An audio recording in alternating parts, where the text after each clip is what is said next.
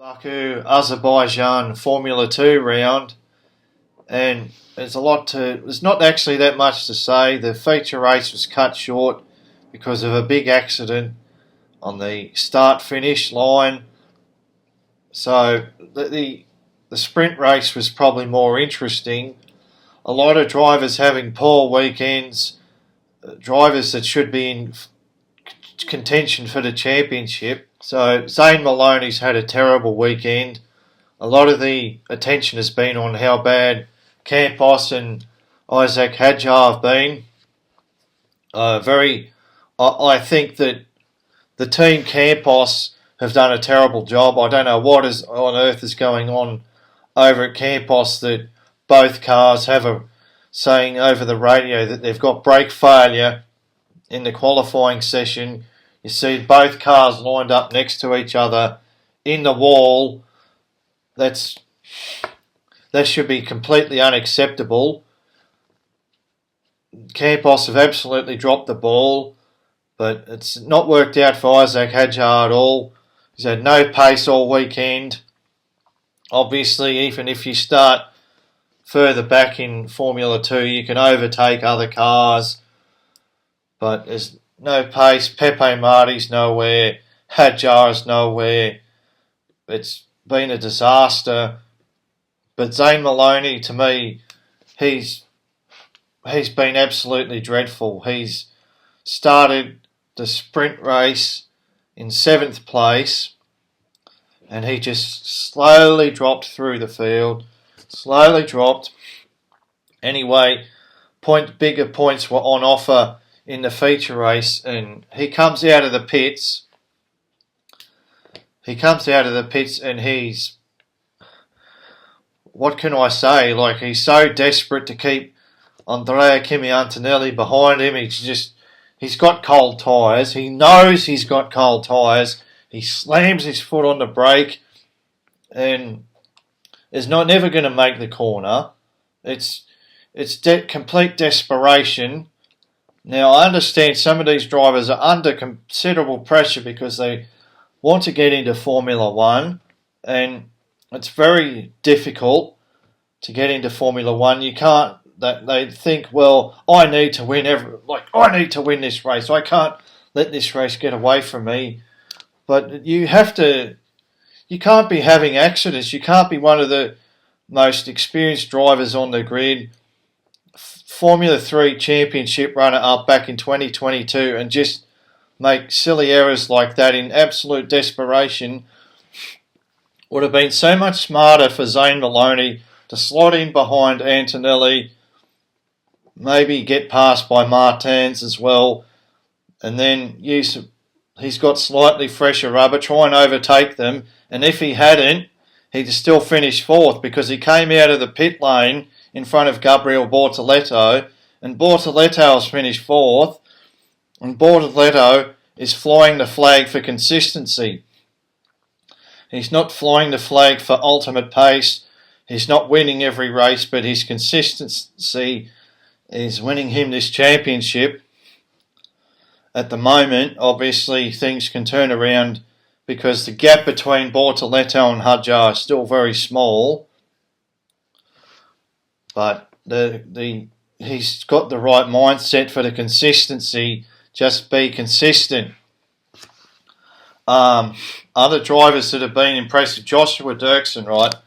Dirksen driving the AIX car. This team scored 0 points last year with Brad Benavides, Joshua Mason and Roy Nassani. 0 points. Now, Joshua Dirksen is a regular point scorer, sprint race winner. The team's made a step forward, but Dirksen is something of a revelation, someone that no one considered a great driver coming into the season.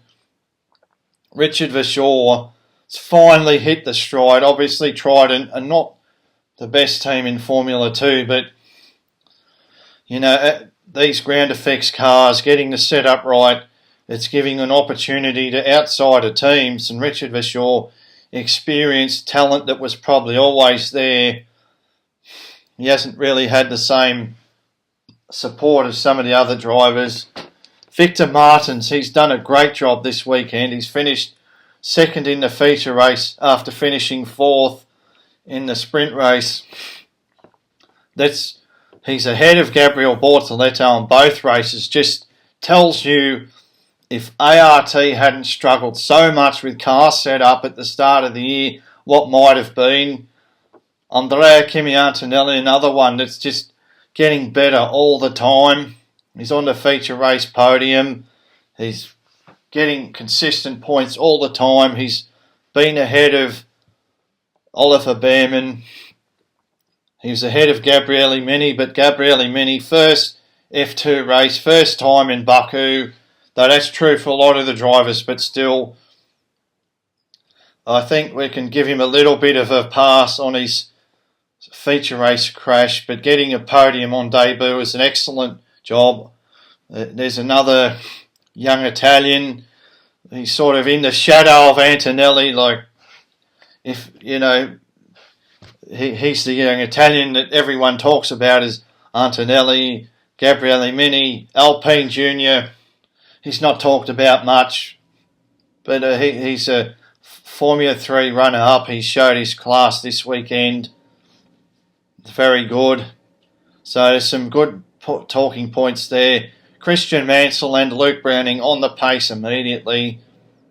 Both of them getting points. That's sensational. When you see rookies F3 drivers dropped into F2 in mid-season and they're scoring points immediately, that's very good. That's sort of the takeaway. I think it's a shame that the feature race was truncated. It doesn't feel enough. I don't think we've seen enough. We haven't had a full weekend of Formula 2 racing. It's a big shame. I'd love to have seen a full feature race go the full distance, really see who's got what. And we haven't. It's been truncated. Some of the drivers have really impressed. Others have really struggled. I think some teams are struggling. Look where MP Motorsport are without Franco Colapinto. And now we had two drivers that just like 2 months ago were F2 drivers, or even a month ago were F2 drivers. We've had them in the Formula 1, both flying the flag high for Formula 2.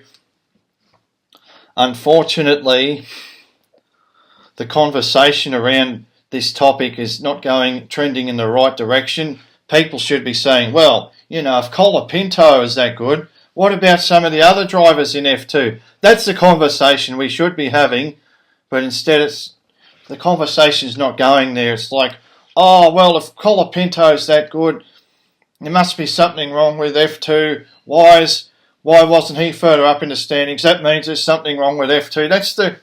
I don't know where this rhetoric, well, I know where the rhetoric is coming from. I think it's a huge shame that modern Formula 1 fans are not embracing Formula 2.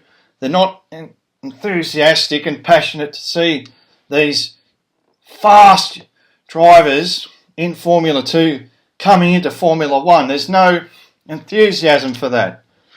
If Colapinto is that good in Formula 1 and he had an excellent weekend, imagine how good Victor Martins could be. Bortoletto, Paul Aaron, very fast drivers. Oh, going back last year, what about Tao Poitier or Frederic Vesti? They were very fast all year, and no one's saying that. Well, if Colapinto's that good, what about these guys? Let's give them a chance. That's the narrative that we should be having around Formula 2 going forward. And as for the Baku weekend, a bit disappointing, but as I said, excellent showing from the Formula 3 rookies. Mini, Browning, Mansell, excellent. Nice to see Victor Martins coming back in form. Antonelli's just getting better. Nice to see Richard Verschoor doing well. Dirksen, a revelation. But Zane Maloney, terrible. He's still got a mathematical shot, but the only four drivers I see with any mathematical chance for the title now are Paul Aaron, Zane Maloney, Isaac Hudjar and of course Gabriel Bortoleto, and I think only Hudjar and Bortoleto are really in with the shot. The other two are a very distant shot. It's not very hard to overcome that 30-point gap or 35-point gap between drivers like Maloney and Aron and Bortoleto. But as we've seen, it can be done. Just depends. But Bortoleto is not a crash-prone driver. He's very good at keeping it on the road and getting consistent points. So I don't think there's a chance for Aron or Maloney. If Isaac Hudjar can find the sort of speed he had earlier in the season, he might be a chance. He's only got 4.5 points to find over Bortoleto in the next 2 rounds, and he can be the Formula 2 champion. Otherwise, Bortoleto will be the Formula 2 champion. That's one thing to watch out for. And of course, there's a battle over 3rd place between Maloney and Aron. Antonelli is now 6th in the championship, I believe. He might be able to overtake Jack Crawford. Jack Crawford is not bringing the sort of pace I was hoping he would. He was very fast around the Spanish Grand Prix, but he started to drop back in the pack a bit more lately. But so there's still a lot to play for in the next 2 rounds, but they're too far away. There's more than 2 months before the Formula 2 race in Qatar. It's all up in the air, so I don't think that's good. But anyway, that's what it is, and hopefully it's very exciting.